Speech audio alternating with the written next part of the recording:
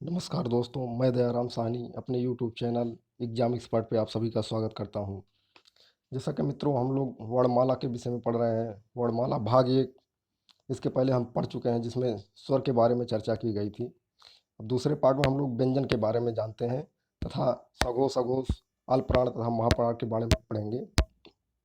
सबसे पहले हम जानते हैं व्यंजन किसे कहते हैं या कितने प्रकार के होते हैं। तो देखते हैं मित्रों, व्यंजन किसे कहते हैं। जिन वर्णों का उच्चारण स्वरों की सहायता से होता है उन्हें व्यंजन कहते हैं। हिंदी वर्णमाला में व्यंजनों की संख्या 33 है। इसको हम लोग ऊपर भी देख चुके हैं। टोटल व्यंजनों की संख्या 33 होती है। व्यंजन कितने प्रकार के होते हैं मित्रों, इसको देखते हैं। जिसमें नंबर 1 स्पर्श व्यंजन, नंबर 2 अंतस्थ व्यंजन, नंबर 3 ऊष्म व्यंजन। स्पर्श व्यंजनों की संख्या हम लोग ऊपर भी देख चुके हैं। स्पर्श व्यंजनों की संख्या 25 होती है। का वर्ग से लेके पा वर्ग तक जो होते हैं 25 व्यंजन होते हैं। अंतस्थ व्यंजनों की संख्या 4 होती है, जिसमें या, रा, ला, वा, ये 4 जो होते हैं अंतस्थ व्यंजन होते हैं। और उस व्यंजनों की संख्या भी 4 होती है। उस व्यंजनों में जैसे मित्रों तालव्य सा, दंत सा, मूर्धन्य सा और री, ये जो होते हैं उस व्यंजन कहलाते हैं। आइए देखते हैं स्पर्श व्यंजन किसे कहते हैं।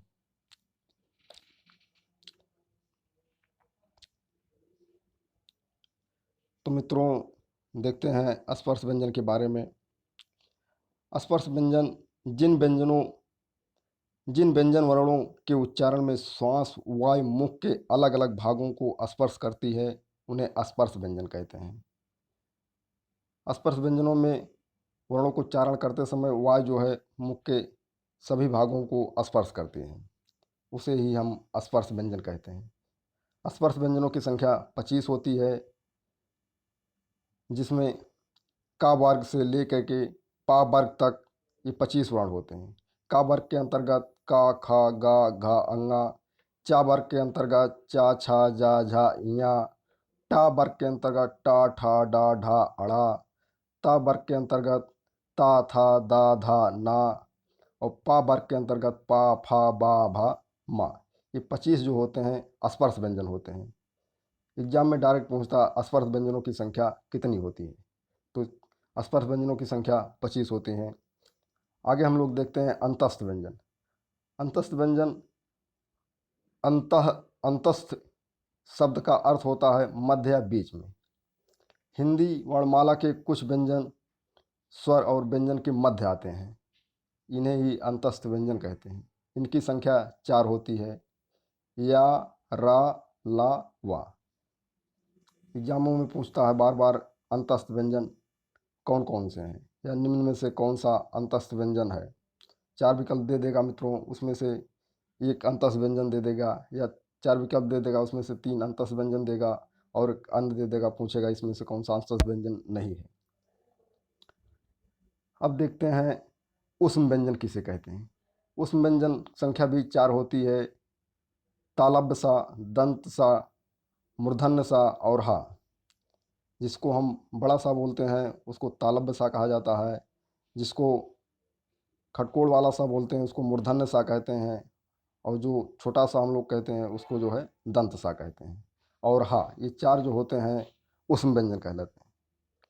अब मित्रों ये क्वेश्चन बार बार पूछता है लुंठित वर्ण कौन सा है।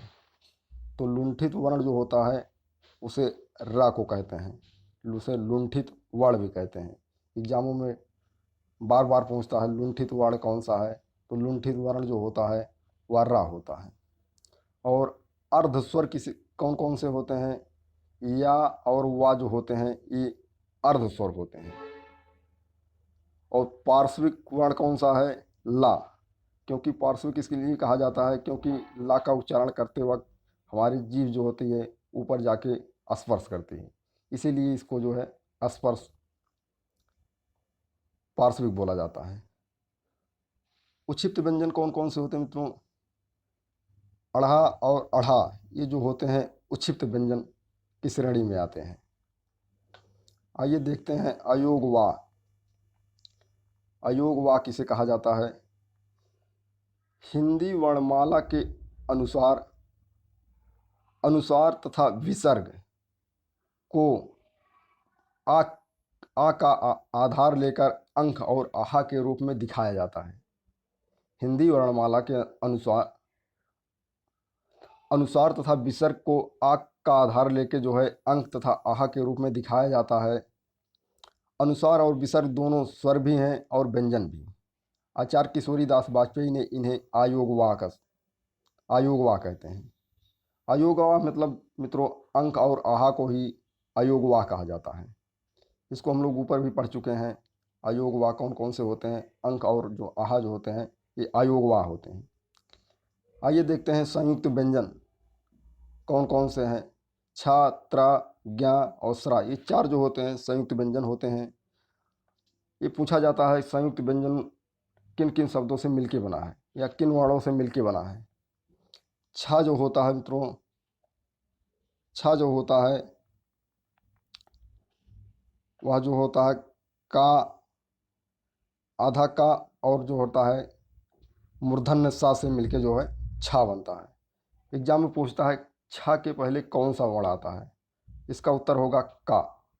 का जो होता है वो छा से पहले आता है। और त्रा किन शब्दों से मिलके बना है या किन वर्णों से मिलके बना? आधा ता और रा से जो है त्रा बना है। ज्ञा किन सब वर्णों से मिलके बना है? आधा जा और इया जो है ये जो होता है ज्ञा बनता है। और स्रा जो होता है ये तालब्य सा और जो होता है रा से मिलके जो है बनता है। सभी जो होते हैं शुरुआत में आधा लगे मतलब हलंत लगा होता है। आधा का और खट्टी सा जो होता है छा बनता है। आधा ता और आ जो होता है त्रा बनता है। आधा जा और इया से ज्ञा बनता है। आधा सा और आ से जो होता है स्रा बनता है। ये चार जो होते हैं संयुक्त व्यंजन होते हैं। एग्जाम में डायरेक्ट पूछता है निम्नलिखित में कौन सा संयुक्त व्यंजन है। आइए हम लोग आगे देखते हैं हिंदी स्वरों का उच्चारण की दृष्टि से वर्गीकरण। हिंदी स्वरों का उच्चारण की दृष्टि से तीन भागों में बांटा गया, अग्र स्वर, मध्य स्वर और पश्च स्वर। और इसको हम देखते हैं, इसमें पूछा जाता है समृत कौन कौन सा है। समृत में अग्र स्वर में आता है छोटी ई और बड़ी ई, मध्य में इसमें कोई नहीं आता है और पश्च स्वर में आता है छोटा ऊ बड़ा ऊ। इसे समृत कहा जाता है। समृत समृत का मतलब जिसमें मुंह जो होता है इनका शब्दों का उच्चारण करते वक्त जो है कम खुलता है, इसे ही समृत कहते हैं। इसमें अग्र स्वर में छोटी ई, बड़ी ई और पश्च स्वर में छोटा ऊ बड़ा ऊ आता है। और अर्धसमृत, अर्धसमृत जिसमें जो है मुंह थोड़ा जो होता है समृत की अपेक्षा थोड़ा सा ज़्यादा खुलता है। इसमें अग्र स्वर में ए और पश्च स्वर में ओ आता है। अग्र स्वर में ए और पश्च स्वर में ओ आता है। अर्धविपरीत, अर्धविपरीत जो होता है वह विपरीत की अपेक्षा जो है थोड़ा सा मुंह कम खुलता है। अर्धविपरीत में अग्र स्वर में अय और मध्य स्वर में आ, छोटा आ और पश्च स्वर में जो है औ और आ आता है। विपरीत में जो होता है केवल पश्च स्वर में आता है बड़ा आ, इसमें जो है मुख जो है सबसे ज़्यादा खुलता है। दोस्तों ध्यान देने वाली बात है, इसमें डायरेक्ट क्वेश्चन पूछा जाता है निम्नलिखित में समृत कौन सा वर्ण है या अर्धसमृत कौन सा वर्ण है, तो ध्यान देना है। और बार बार क्वेश्चन बनता है छोटा आ से, यह जो होता है कौन सा आता है स्वर? मध्य स्वर, और जो होता है अर्धविपरीत होता है। आगे देखते हैं वर्णों का उच्चारण। मित्रों यहाँ से बच्चे हमेशा कन्फ्यूजन में रहते हैं वर्णों का उच्चारण में कौन कौन सा क्या आता है, कंठ, तालव्य, मूर्धन्य, दंत, ये कैसे याद करें। मित्रों हम आपको तरीका बता रहा हूँ याद करने के लिए। का वर्ग, कंठ किसे कंठ से, का वर्ग जो होता है एक कंठ आता है। सबसे पहले हम लोग कंठ से शुरुआत करते हुए हम लोग जो है ओष्ठ तक आते हैं। का वर्ग जो होता है इसमें कंठ, इसे कंठ कहा जाता है और इसके अंतर्गत छोटा आ, बड़ा आ, हा और विसर्ग भी आते हैं। कंठ के बाद जो होता है ताल आता है और ऊपर हम लोग आएंगे ताल आएगा। का के बाद जो होता है चा वर्ग फिर आता है, तो ये ताल के अंतर्गत आता है। इसमें छोटा बड़ा कंठ में हो गया। अब इसमें तालब में जो होता है छोटी ई, बड़ी ई, या और सा आएंगे। कंठ हो गया, ताल हो गया। फिर देखते हैं मित्रों मूर्धन्य। मूर्धन्य मतलब ताल के और बाद जो होता है मूर्धन्य आता है, जिसमें टा वर्ग होता है। टा वर्ग मतलब टा, ठा, डा, ढा, अड़ा। टा वर्ग और खट्टी सा और री जो होते हैं ये मूर्धन्य। मित्रों यहाँ से क्वेश्चन बार बार पूछता है मूर्धन्य वर्ण कौन सा है। री और खट्टी सा और टा वर्ग जो होते हैं ये सब जो है मूर्धन्य में आते हैं। कंठ हो गया, तालव्य हो गया, मूर्धन्य हो गया। अब दंत देखते हैं। मूर्धन्य के बाद दंत आता है। कंठ, तालब, मूर्धन्य, फिर दंत। का वर्ग, चा वर्ग, टा वर्ग, फिर जो होता है ता वर्ग। ता, था, दा, धा, ना, ये जो होता है दंत में आता है। ता वर्ग जो होता है टोटल दंत में आता है। तो मित्रों हम लोग देखें आसानी से याद कर सकते हैं। पहले कंठ आता है, फिर ताल आता है, फिर मूर्धन्य आता है, फिर जो है आगे और आएंगे तो दंत आएगा, तो ता वर्ग। उसके बाद जो होता है ओष्ठ आता है। उसके बाद ओष्ठ में जो होता है पा वर्ग, छोटऊ और बड़ऊ। ये क्रम से आ रहा मित्रों। कंठ, ताल, मूर्धन्य, फिर जो होता है आगे ओष्ठ आ जाएगा। का वर्ग, फिर चा वर्ग, टा वर्ग, ता वर्ग और पा वर्ग, ये भी क्रम से आया। उसके बाद छोटा बड़ा, उसके बाद तालब में छोटी बड़ी, फिर जो होता है ओष्ठ में जो है छोटऊ बड़ऊ आ गया। और वर्ष, वर्ष में भी पूछता है मित्रों निम्नलिखित में से कौन सा वर्ण जो होता है वर्ष होता है। इसमें चार वर्ण होते हैं सा, रा, ला, सरल और ना। ये जो होते हैं वर्ष में आते हैं।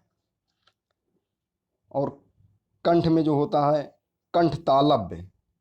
कंठ और तालव्य दोनों से मिलकर बनता है तो उसे कंठ तालव्य कहते हैं। इसके अंतर्गत दो वर्ण होते हैं ए और ऐ जो होते हैं ये कंठ तालव्य होते हैं।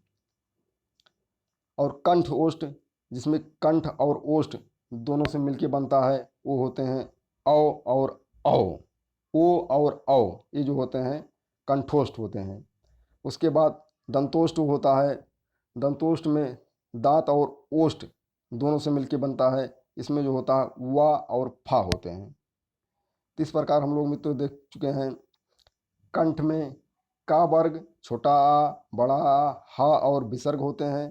तालव्य में चा वर्ग, छोटी ई, बड़ी ई, या और बड़ा सा होता है। मूर्धन्य में पूरा टा वर्ग, टा, ठा, डा, ढा, अड़ा, खट्टी सा और री होता है। और दंत में ता वर्ग होता है। और ओष्ठ में पा वर्ग, पा, फा, बा, भा, मा और छोटऊ बड़ऊ। वर्ष में सा, रा, ला और ना होता है। और कंठ तालब में ई और ऐ होता है। कंठ उष्ट में जो होता है उ और औ होता है। दंतोष्ठ में वा और फा होता है। यहाँ से क्वेश्चन लगातार बनते हैं। हर परीक्षाओं में एक दो क्वेश्चन यहाँ से बनते ही रहते हैं। अब देखते हैं मित्रों अघोष और सघोष। अघोष और सघोष के बारे में जानते हैं। बच्चे बहुत कंफ्यूज में रहते हैं, लेकिन अघोष और सघोष याद करना बहुत आसान होता है। अघोष किसे कहते हैं? इन ध्वनियों के उच्चारण में स्वतंत्रियों में कंपन नहीं होता। प्रत्येक वर्ग का प्रथम, द्वितीय तथा सा, सा, तालव्य सा, मूर्धन्य सा और दंत सा और फ मतलब जो आगत वर्ण होता है फ, ये सब जो होते हैं अघोष में आते हैं। मित्रों इसको हम आसानी से इस तरह याद करते हैं। प्रत्येक वर्ग का प्रथम और द्वितीय वर्ण ये जो होते हैं अघोष आते हैं, अघोष होते हैं। जैसे का, खा, ये अघोष होते हैं। आगे हम लोग उसको विस्तार से देखेंगे अघोष किसे कहते हैं और सघोष कौन सा वर्ण होता है। सघोष इन ध्वनियों के उच्चारण में स्वर तंत्रियों में कंपन होता है। प्रत्येक वर्ग का तृतीय, चतुर्थ और पंचम वर्ण तथा या, रा, ला, वा मतलब चारों अंतस्थ, हा, अड़ा और अढ़ा और जा आगत वर्ण जो होता है जा, ये जो होता है सघोष में आते हैं। अघोष व्यंजन और सघोष व्यंजन देखते हैं। अघोष में प्रथम और द्वितीय वर्ण और सघोष में तृतीय, चतुर्थ, पंचम वर्ण जो होता है सघोष होता है। अघोष में जैसे का खा, ये दोनों अघोष हो गया। और सघोष में गा घा अंगा, ये तीनों जो होते हैं तृतीय चतुर्थ पंचम, ये जो होता है सघोष होते हैं। चा छा, चा वर्ग में जो है चा छा जो होता है अघोष होता है। जा झा इया और जा, आगत वर्ण जा जो होता है ये सघोष में आता है। मूर्ध टा ठा, टा ठा जो होता है ये अघोष में आएगा। डा ढा अढ़ा, अड़ा और अढ़ा जो होता है ये सघोष में आएंगे। ता और था जो होता है अघोष होता है। दा धा ना जो होता है सघोष होता है। पा फा और आगत फा, ये जो होता है अघोष होता है। बा भा मा जो होता है ये सघोष होता है। तालब सा, मूर्धन्य सा और दंत सा जो होता है अघोष होते हैं। या रा ला, वा और हा जो होता है सघोष होते हैं। इस प्रकार मित्रों हम लोग आसानी से याद कर सकते हैं।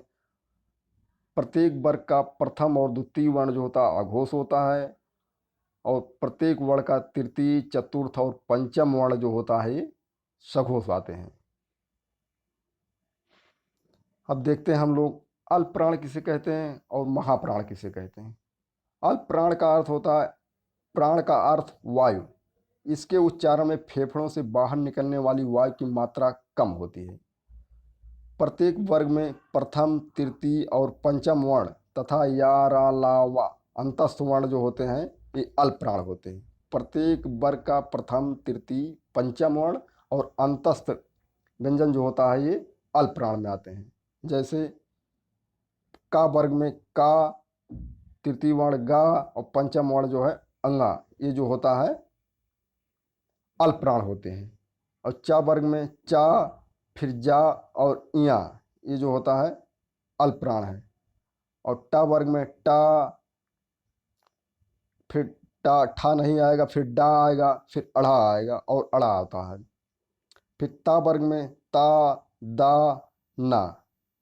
फिर पा वर्ग में पा, बा, मा। और उसके बाद जो अंतस्थ व्यंजन होते हैं या रा ला वा, ये सभी जो होते हैं अल्प प्राण में आते हैं।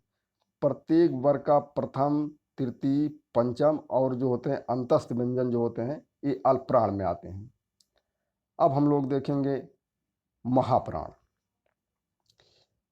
महाप्राण व्यंजन किसे कहा जाता है मित्रों? जिन व्यंजनों के उच्चारण में श्वास वायु अल्प प्राण की तुलना में अधिक निकलती है उन्हें महाप्राण व्यंजन कहते हैं। प्रत्येक वर्ग का दूसरा चौथा वर्ण तथा उसमें व्यंजन महाप्राण व्यंजन होते हैं। अल्प प्राण में अंतस्थ व्यंजन आया था और प्रत्येक वर्ग का प्रथम तृतीय और पंचम वर्ण हुआ था, और महाप्राण में द्वितीय चतुर्थ वर्ण तथा उसमें व्यंजन होते हैं। ये सभी जो होते हैं महाप्राण में आते हैं। जैसे का वर्ग में द्वितीय और चतुर्थ वर्ण कौन सा है? द्वितीय वर्ग वर्ण जो होता है खा और चतुर्थ वर्ण घा। और चा वर्ग में द्वितीय वर्ण छा और चतुर्थ वर्ण जो होता है झा होता है। टा वर्ग में द्वितीय वर्ण ठा और चतुर्थ वर्ण जो होता है ढा होता है। और ता वर्ग में द्वितीय वर्ण था और चतुर्थ वर्ण धा होता है। और पा वर्ग में द्वितीय वर्ण फा और चतुर्थ वर्ण भा होता है। और सभी जो है उस व्यंजन तालब्य सा, मूर्धन्य सा, दंत सा और हा, ये जो हैं सभी चारों महाप्राण में आते हैं। इस प्रकार मित्रों हम लोग अल्प प्राण महाप्राण के बारे में देखें जो बहुत आसानी से समझ सकते हैं। अब व्यंजन के बारे में देखते हैं। व्यंजन में स्पर्श व्यंजनों की संख्या 25 होती है, का वर्ग से लेके पा वर्ग तक। का वर्ग मतलब का खा गा घा अंगा। चा वर्ग चा छा जा झा इया। टा वर्ग टा ठा डा ढा अड़ा। ता वर्ग ता था दा धा ना। पा वर्ग पा फा बा भा मा। और अंतस्थ व्यंजन 4 होते हैं, या रा ला वा अंतस्थ व्यंजन। और उसके बाद हम लोग देखते हैं उष्म व्यंजन। उष्म व्यंजन भी 4 होते हैं, सा, सा, तालब्य सा, मूर्धन्य सा और उसके बाद दंत सा और हा, ये जो होते हैं 4 उष्म व्यंजन कहलाते हैं। अब आगे हम लोग देखते हैं मित्रों स्पर्श व्यंजनों की संख्या टोटल 25 हो गया है, इसको याद रखिएगा मित्रों। अंतस्थ व्यंजनों की संख्या 4 है और उस व्यंजनों की संख्या भी 4 है। इस प्रकार टोटल कुल व्यंजनों की संख्या 33 हो गई। एग्जाम में डायरेक्ट पूछता है व्यंजनों की टोटल संख्या कितनी है, 33 है। इस प्रकार हम लोग मित्रों हिंदी वर्णमाला में द्वितीय भाग के बारे में आज देखे हैं, जिसमें से व्यंजन किसे कहते हैं, व्यंजन के कितने प्रकार होते हैं और व्यंजनों की कितनी संख्या होती है, जिसमें हम लोग देखें स्पर्श व्यंजन, अंतस्थ व्यंजन और उष्म व्यंजन, लुंठित वर्ण कौन सा होता है, रा, अर्धस्वर या वा, पार्श्विक ला, और उसके बाद उक्षिप्त व्यंजन अढ़ा और अढ़ा, अयोग वा शब्द अंक और रहा, और संयुक्त व्यंजन किन किन वर्णों से मिलके बनता है, जैसे छा, आधा का और खट्टी सा ये जो होता है छा बनता है। छा वर्ण के पहले कौन सा वर्ण आता है, का, ये सब हम लोग देख चुके हैं। तरा किन शब्दों से मिलके बना है, ज्ञा किन शब्दों से मिलके, सरा किन शब्दों से वर्णों से मिलके बना है, ये लोग हम लोग देख चुके हैं मित्रों।